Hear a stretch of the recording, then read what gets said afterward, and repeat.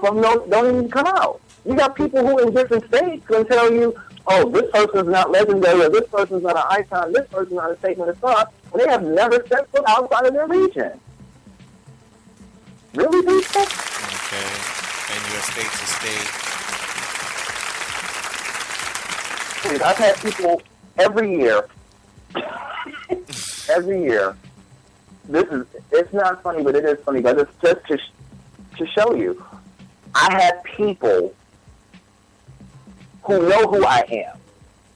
I mean, they may not respect me when they see me in the ballroom thing, but trust me, when it comes time that time of year for the Legends Ball, or for any one of those major events where people are going to be deemed for Legend status, I get the phone call and the fluffed up resume. Boo, just because I don't walk as much as I used to does not mean I was not at that function. I have eyes I can see.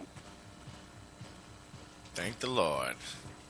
2 and 3 trophies a year does not a legend make. Not when we're having 20 and 30 balls per year. Not when you really have only walked 3 years. For real. Okay. Not going to happen, boo-boo. I think I like this new idea of transparency. I love it. But people have to be very careful with transparency. They don't understand that transparency is a double-edged sword. Right. So when you're campaigning to your girlfriend, these girls got campaign managers now. It is so hysterical. They will get into the group. They will start throwing all this stuff out, and they got so much to say. The girl that's talking the most, she probably hasn't walked one ball, but she's an internet personality. And she's going to tell you that girl's resume. That's like me saying, I know everybody's history in the Midwest. No, I don't. I've been walking balls since 87, consistently. I don't remember everybody. I don't know all your moments. So if somebody says, give me your resume, yes, I want the resume. I want dates, places, and time. The reason why I want them, I can't speak for anybody else. I want to check. Especially when you said you won all these ballroom DVDs that are out here nowadays, girlfriend. I might want to keep it real cheap. It's not a problem to say, okay, we're going through status. We need X, Y, Z. Okay. How do you feel about she didn't win. All the slandering that's going on Facebook? All the clamoring? The slandering. About status? Of slander? Oh, God. I can't. A lot of people are doing it now. Like you said, a lot of people have campaign managers, and it's not only just sneaking into groups. It's starting ruckuses and reading and I mean, it's like well, the way I look at it is like this. Most of it is internet noise. The number and probability of people who actually going to be just as bold as they say they are on Facebook to actually get on a plane, train, bus, or automobile, or just walk down the street and knock on my freaking door or anybody else's door, that's slim to none. Wow. So all that yapping, stop the lip service. Stop the lip service. It's not necessary.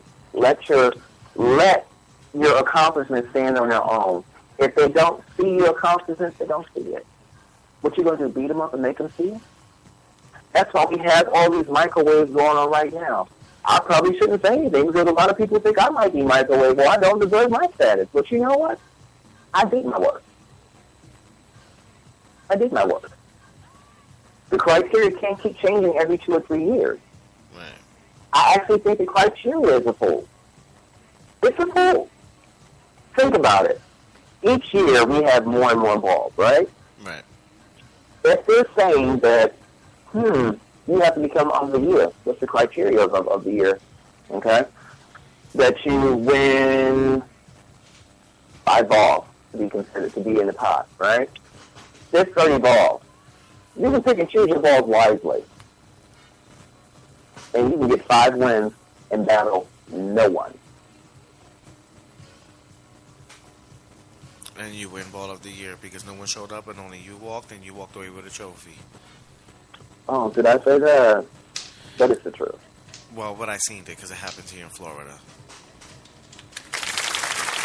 It's like, and I'm going to be, let's be painfully honest, there's too many balls going on in the United States alone. Too many balls. For anybody to say, I know because blah, blah, blah, blah, blah. Okay, you got it like that, where you can travel the country and hit a majority of these. The only ones I see being able to do that in a semi-respectable way would be the commentators, because it's always the same one. Wow. Speaking of commentators, do you believe that commentators should be participating at balls and be part of a house? Explain it a little bit better. Well, for example. Because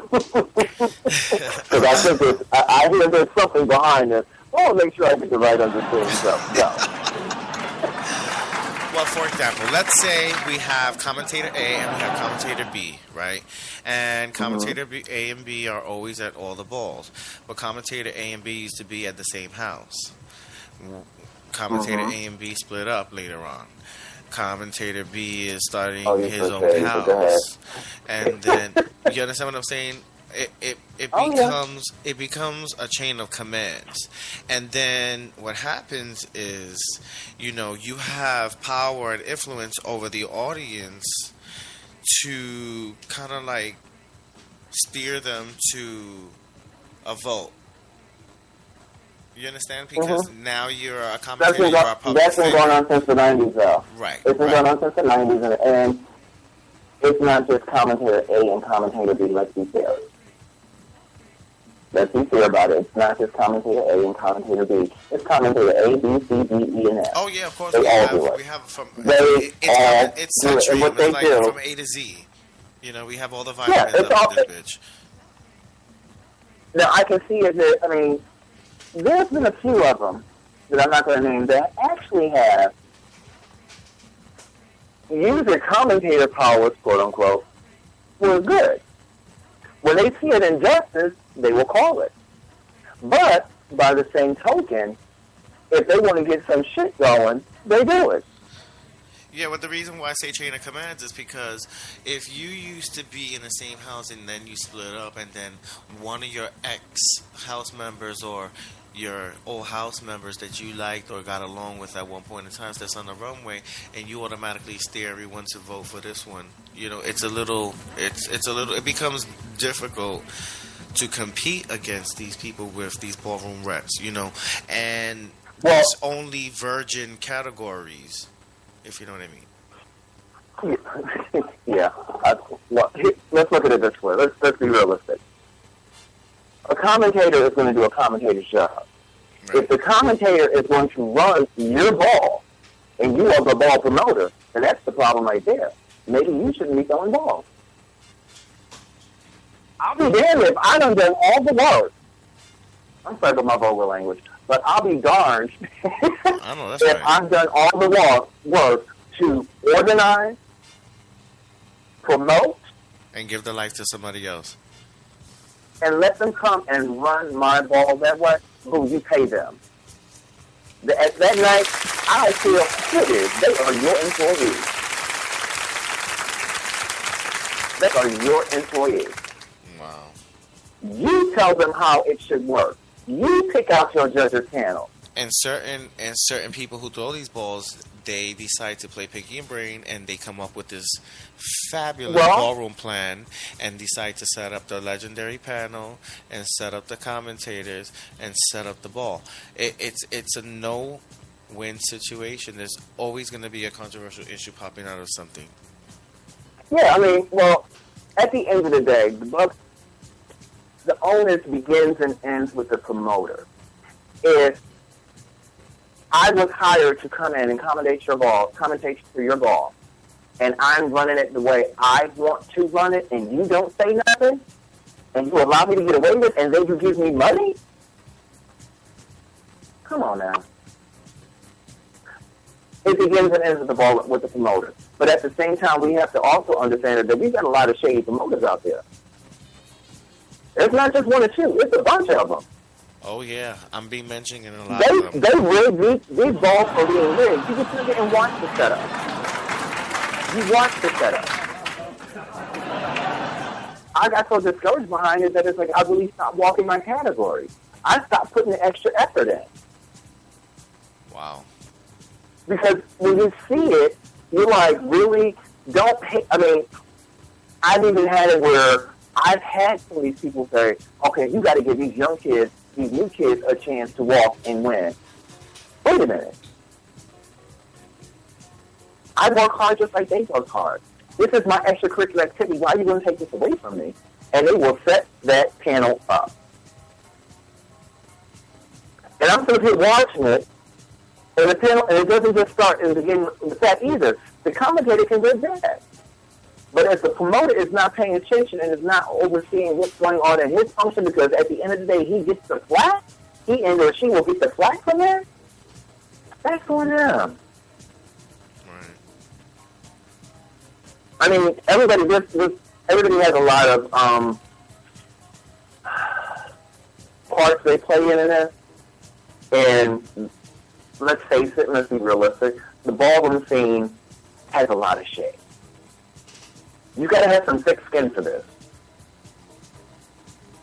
You got to have some thick skin, because you're getting judged from the time that you walk in and put your pinky toe on that runway. You are being judged. If you do not want to be judged, whether it's fairly or unfairly, don't walk. We're out here to have fun, and it's competitive. But I do believe that there's too many people taking it to a whole unnecessary level. I agree. It's ridiculous. I agree. All the plotting and planning. Why can't we just have fun at the balls anymore? Everything is a win, and who's better and who's going to be on top. I feel like it's RuPaul's Drag Race.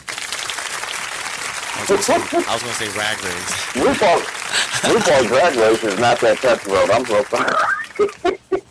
They get those shades, but that's nothing like ballroom shades. I don't know. I've been seeing a lot of parodies. If so-and-so is on that panel, and they tried to have you the week before, and you didn't give in, and they say, okay, girl, guess what, I'm going to be on the panel, and you walk out there, they go chop, that's not cute. That's not cute. Have you ever been chopped before? Yeah, I've been chopped. How did you feel? I was not well at all, I'm not going to lie. I was not well for that chop. It got overturned, though. Yeah? What were some of the things that you had to deal with mentally when you got chopped? I honestly wanted to know why, and I was trying to ask them why, but they was like, well, I don't see you. I don't see you. Wait a minute. What do you mean you don't see me? Do you know what you're looking at? Well, it called for this, it called for that, I got it. Well, if you're not there, I don't see. That's not, wait a minute. That's not New Way. Do you know what New Way is? Because trust me, I did it.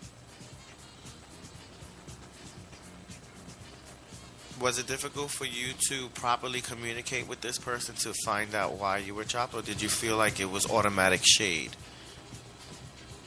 It was shade. It just felt like chopping somebody. I'll be honest, it just felt like chopping somebody, but it got overturned because the panel turned on it. Actually, it happened twice. No, I got chopped once, and then I remember one time I was walking Hands Performance at an Infinity Ball. No shade. Love you, Solomon. And the judges were carrying. And lucky for me, the person that was on the panel, they actually got up off the panel and said, I'm not sitting here for this bullshit. I did not fly all the way down here for this shit. And you people, I don't know what y'all looking at. That's the only one I see voguing. That's the only one that's giving me Hands Performance. He is performing. Why are y'all overlooking him? What are y'all looking at? They made us do it all over again, which I was fine with. And of course, I won. No shade. But it's just stuff like that. You know, I remember, even though we're the Pioneering House, we don't really walk that much. And for maybe like 3, 4 years, I was the only one walking. A lot of people didn't know who I was. I mean, it's not